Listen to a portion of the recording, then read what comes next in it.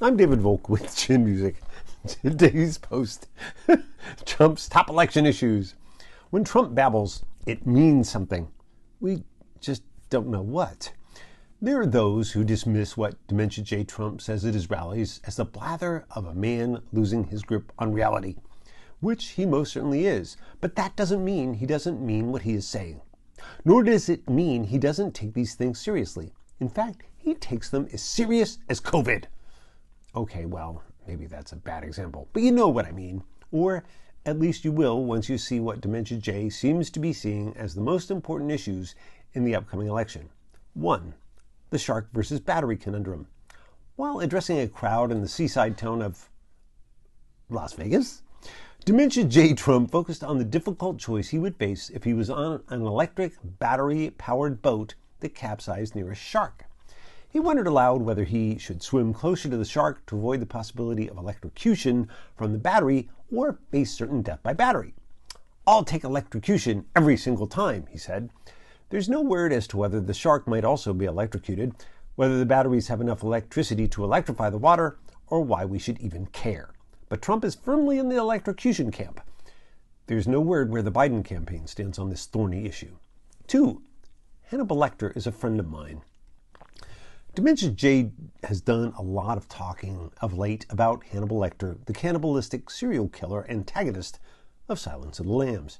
Trump lauded him as the kind of guy who would invite you for dinner and serve a nice Chianti, serve you with a nice Chianti. As he put it, the late great Hannibal Lecter is a wonderful man. He oftentimes would have a friend for dinner.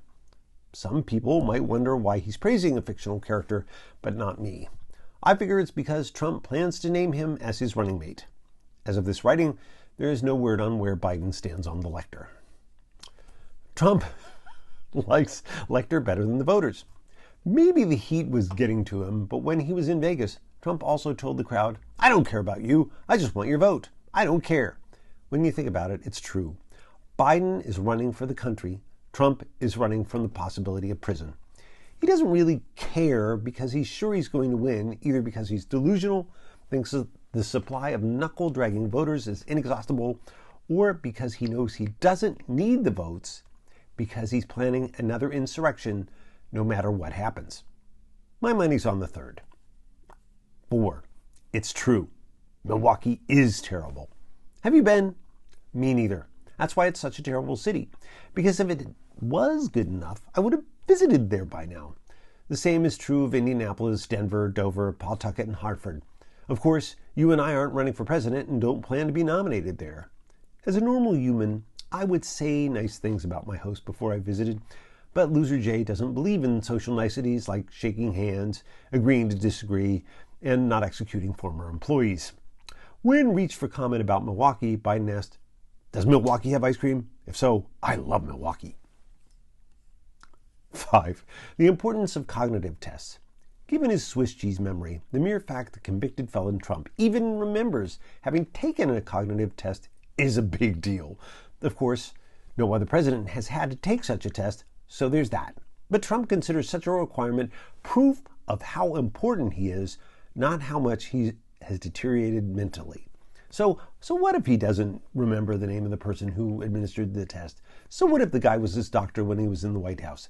He remembers passing it, and that's all that matters. He's said to be considering requiring all staffers to take the same test, but whenever he calls Ronnie Johnson, no one ever calls back.